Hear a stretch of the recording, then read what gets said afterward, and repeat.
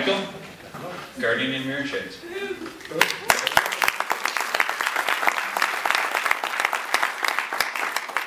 Hi folks, I'm going to be talking about some interesting technology trends that might be affecting gardeners in the next few years. My name is Michael Bernstein.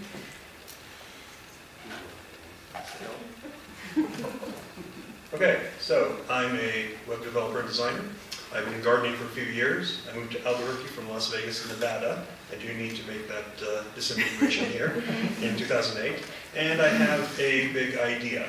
I'm going to be talking about that a little after I talk about some of the trends. Trend number one, mobile sensors. So hardware is getting pretty darn cheap. Botanicals is an interesting startup where basically they have sensors that you can stick into a pot, and it tweets the pot status.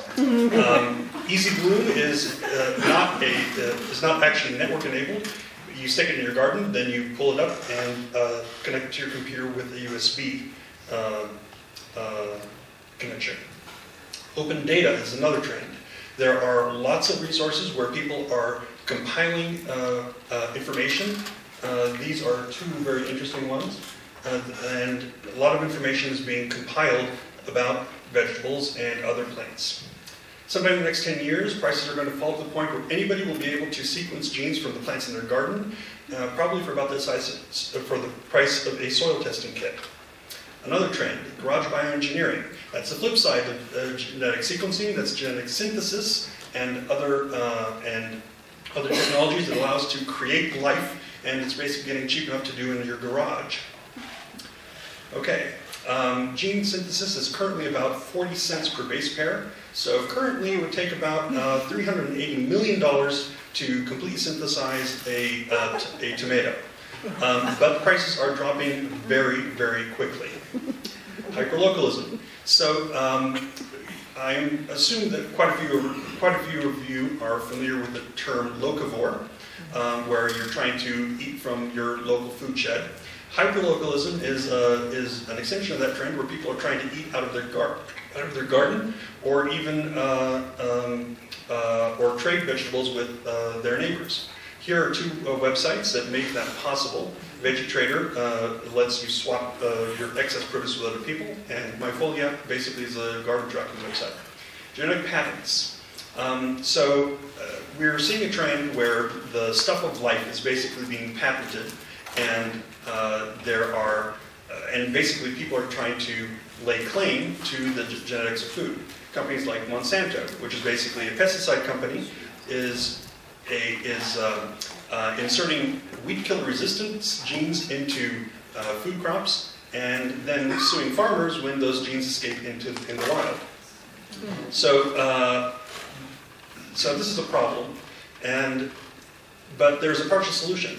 Open publication of information constitutes prior art that invalidates patents. So all of those cheap genetic sequences can be published to the net to basically supersede those patents. But there's a problem. There's no universal identifier for plant varieties. There are a lot of existing identifiers, but none of them is universal. You have many plants that are known by the same name, or the same name that can actually refer to multiple plants. You have UPC codes for various commercial products, and there's nothing that really ties all of these names together. What would a universal identifier enable? Well, you'd be able to say that various varieties are equivalent. You could find out what sort of plants are growing well in your area, and many other really neat and cool things. Anyway, so I'm planning on setting up a universal identifier database for plant varieties, and I'm looking for a few good gardening geeks to help me do it.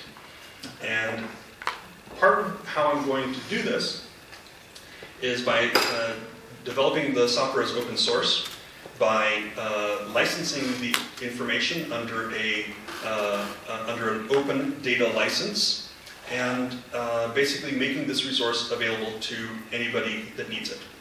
And if we can do that, maybe we can head off the giant corporations inserting weed kill resistance genes into our food. This is my contact information. So please, if you're interested in this idea, give me a holler and I will be glad to talk to you more about it. Thank you very much.